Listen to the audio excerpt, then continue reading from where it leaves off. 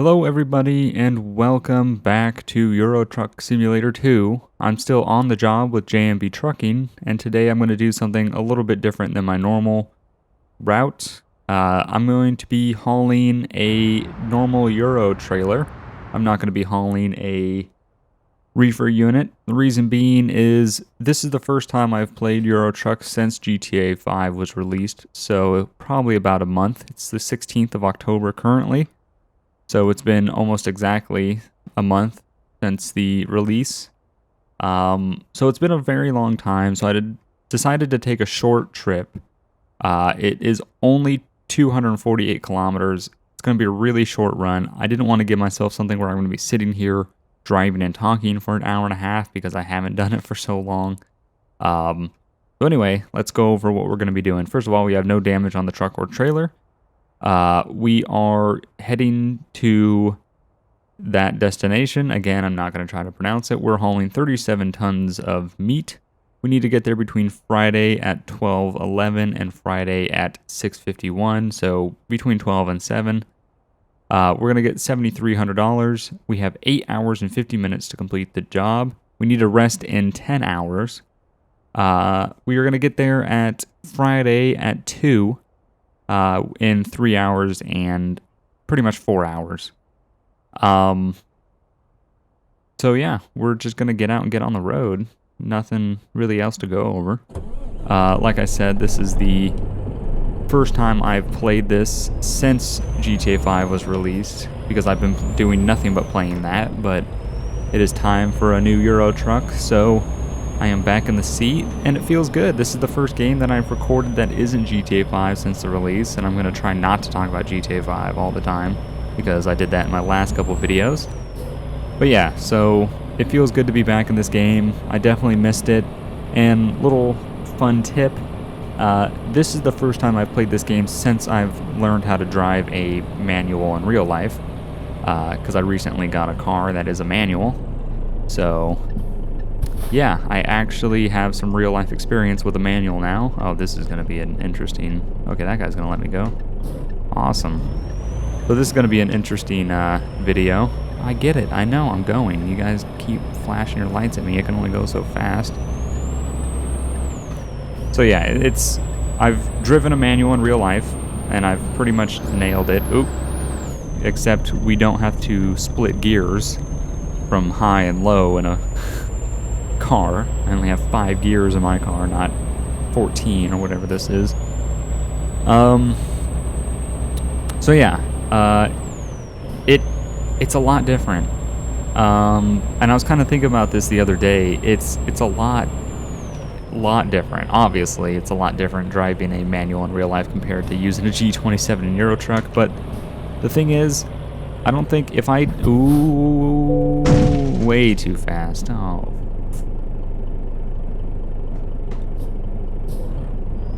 Oh, did I damage? I only damaged my truck, so that's not too bad. I'm still trying to get back into doing this. I haven't done this in a very long time, so I kind of forget the stopping distance of the truck. But yeah, so I've noticed that the clutch and gas on the G27 is, you can be very, very sloppy with it. And I know that now. Before I had nothing to compare it to, so I didn't know how sloppy I was being, but now, oh, you can be so sloppy with just the clutch. It's because you don't get the bouncing around and the jerking around from the, oh, way too fast. Oh my god, I'm being terrible. See, this is why I did a really short run. I have not played this game in so long, I'm forgetting everything about it. Let's just hope we make it there. I'm gonna slow it down so we don't have any wrecks, because this is my serious series. Seems legit. So I try to take it as serious as I can. How are we doing on gas, by the way? We should get some. So I don't want to be killing myself around the corner or injuring the load. I'm okay with hurting the truck because it doesn't come against me when it comes to dropping the load off, but I don't want to damage the load itself. So yeah, you can be very sloppy with the gas and clutch. It's interesting, and it's just, honestly, I was thinking about this, and it's kind of weird, but one, I don't think I would be as good as I am driving a manual, or I don't think I would have picked it up as fast as I did, because on the first day I stalled it about 3-4 times, and since then have not stalled it. And it took me 5 hours or so of kind of just, not really 5 hours, but within a 5-hour time period, I was trying to learn how to use the stick, and I picked it up pretty quick, to be honest. I mean, I knew I would, but I didn't have that confidence because I just didn't have anything to compare it to. I've never done it, so you can't really. Okay, I have no idea what happened there. My game just minimized. Hopefully this is still recording and working properly. So anyway, odd, very, very strange. God, what was I saying? That totally threw me off.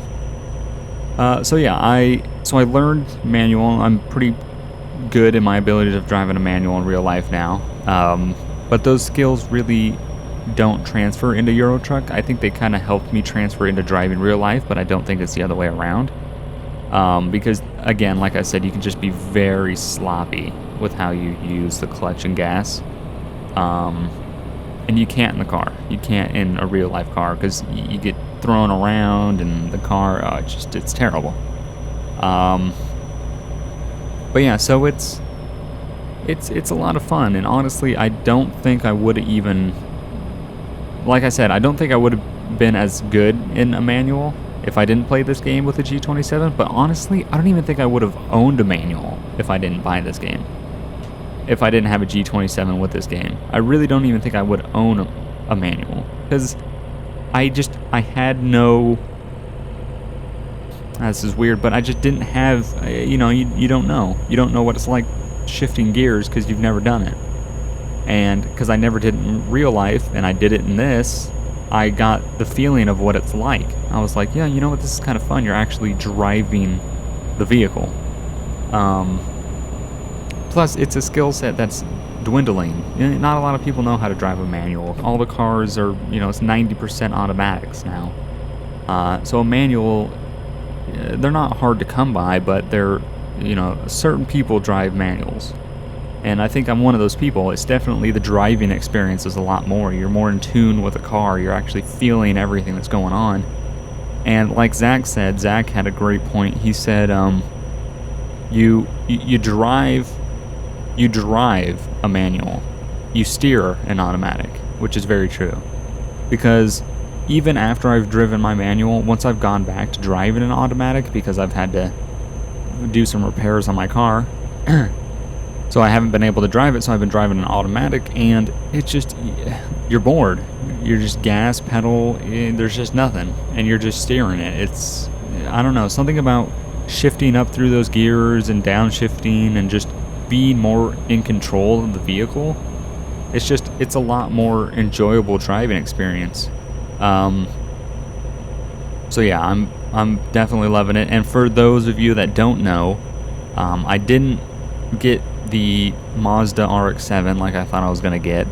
Not because I changed my mind, but literally the day before I got it, the engine seized on it.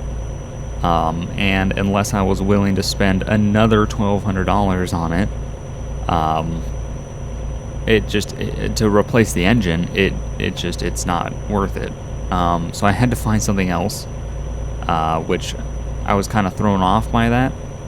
I really didn't have another car in mind. I didn't have a backup in mind. So what I did was I went on eBay and I was just looking at everything. I was like, I don't even know what I want. So I kind of stopped, I thought, and I was like, well, the reason why I wanted the RX-7 is it was 2-door, it was convertible, and it was a manual. And I thought, I don't want to give up that experience. I want a 2-door convertible manual car. So I looked around, I saw a couple RX-7s, but they had a lot of miles, and they just needed work, and I just didn't want to put the money into it. Plus, people were asking a little too much for my taste for them. So I looked around, I tried to find something that was a two-door convertible manual, and I thought there's not much out there that's really in my price range of a two-door convertible manual. And then I came across a Mazda Miata. And in the back of my mind, I've always kind of wanted to own a Miata. I want to know why do people own Miatas? Because they're the most popular convertible sports car out there. One, because the price on them are a lot cheaper. You can go out and you can buy a Mercedes and a BMW two-door convertible, probably not manual, but two-door convertible, and it's insane amount of money because you're paying for the name. Something like a Mazda, you're not really paying for the name. You're kind of just getting the driving experience for a lower price. So I settled on getting a Miata. Why am I saying it like that? Oh my god. So anyway, I settled on getting a Miata, and so I got a 95 Mazda Miata M Edition. The only difference between the M Edition and the standard is they only made M Editions between 94 and 97. Mine's a 95, so in 95 they only made 3,500 M Editions. The only difference between the M Edition and the standard is one, it has a certain gear paint. So mine has a purpley, burgundy, metallic-y sort of paint, which the previous owner was an idiot and spray painted the hood and trunk because it started to oxidize, and this lady thought that it would be a good idea to spray the hood and trunk with spray paint when she didn't know what she was doing, clearly. So there's some nice blotches on the hood and trunk, thanks, by the way, previous owner. By the way, if you don't know what you're doing, I'm not going to say don't use spray paint to paint a car, because honestly, if you know what you're doing, you can spray paint a quarter panel or something and it turns out pretty good. If you know what you're doing. I almost tipped over there because I'm going a little too fast. Slow down. But yeah, so if you know what you're doing, it'll turn out fine. This lady clearly did not know what she was doing, and now I have to pay for that. I do plan on getting the car repainted the same color because it's I don't want to say collector's edition color, but it's a specific color for this year of car. I can't really change the color of it. That would be, there's only 3,500 of them from this year made in that color. So why change, it just doesn't make sense. So I'm going to keep it the same color. It also has like this tan interior. It has like a wood grain shifter and, emergency brake, and it has all the options. So it's fully loaded. So it has the limited slip differential. It has cruise control, AC, heat.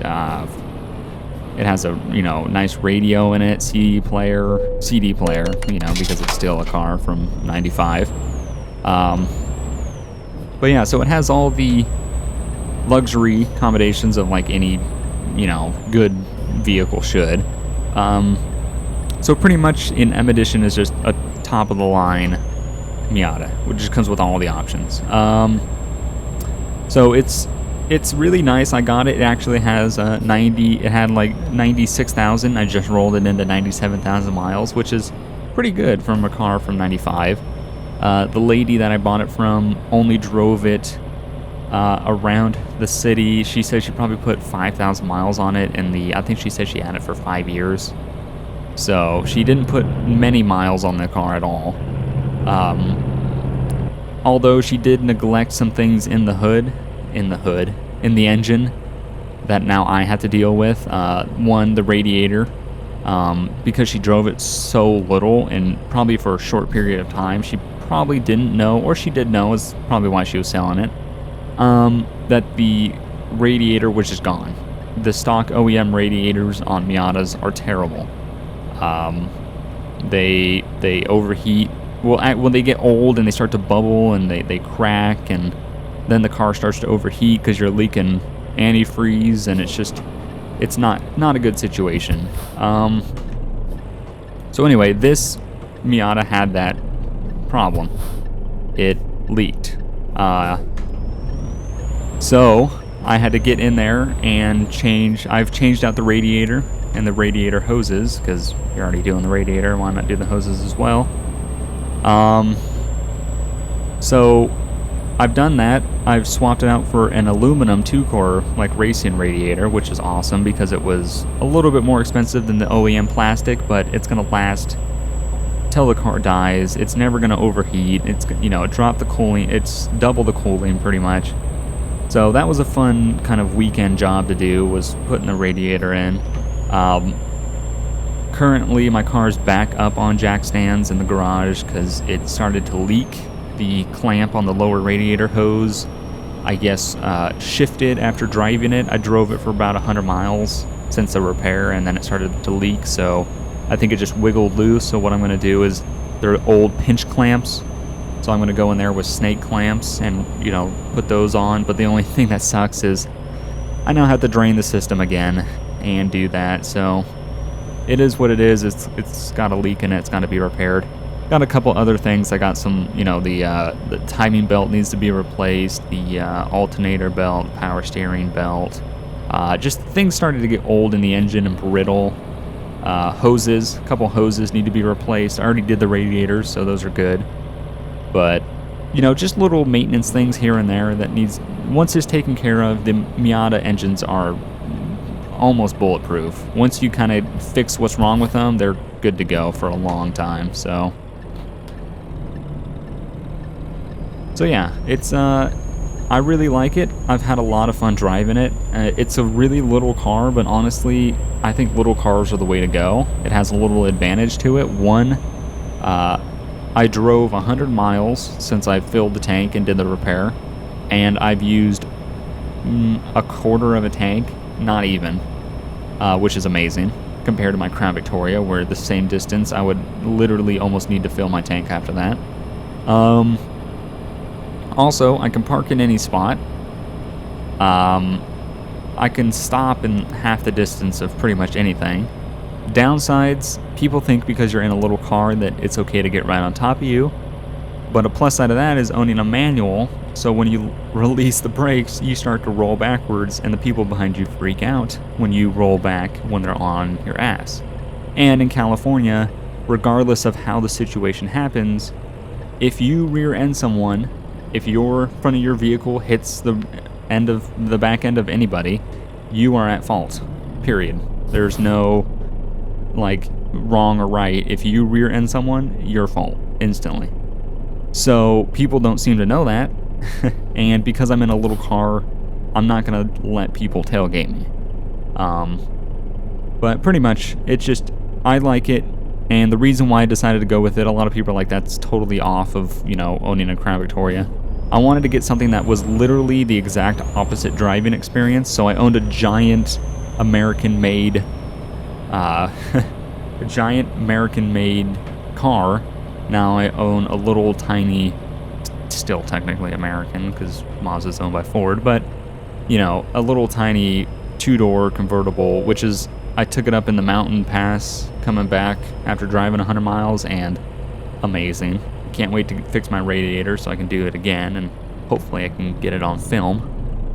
So look out for that video because I can't wait to do that.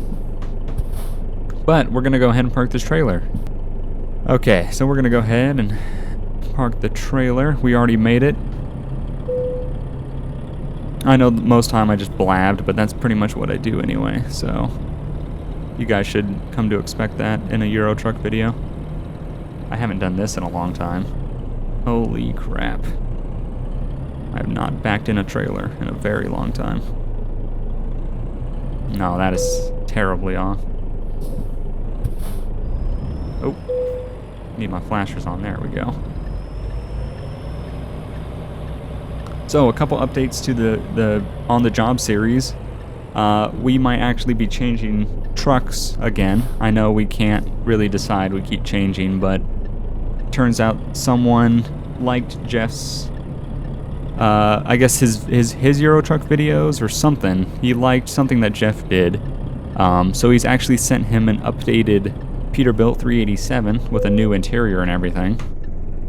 which is unlocked and skinnable, which we loved that truck. So we're going to go ahead and use that truck, which I can't wait for. I'm very excited because we both really love that truck, but we couldn't paint it, which is the only reason why we switched to this one, is we just wanted to paint it. So yeah, now we can go and paint that other truck, which we're probably going to do. So you guys will probably see us switching trucks here in a little bit. But again, this was a really short run. I just wanted to get back into the feel of Euro Truck. I need a lot of practice, so I'm probably going to be playing this a little bit off camera to get back into my thought process of how I should be driving this truck properly. Alright, so we're going to check out how much we made. Excellent, 253 kilometers, took us 4 hours and 45 minutes. We consumed 106 liters of fuel. We made 7,300 pounds. We got 403 XP. It was a little run, really short. Didn't really get much from it. So, yeah. Again, I'm sorry for the short video. I just wanted to get back into it, but I will be bringing longer trips so we can actually make one trip into a couple episodes instead of one episode for one trip, because that's kind of lame. But I'm going to go try to paint that other truck and hopefully use it in the next episode. And hopefully you guys will join me. See you next time. Bye.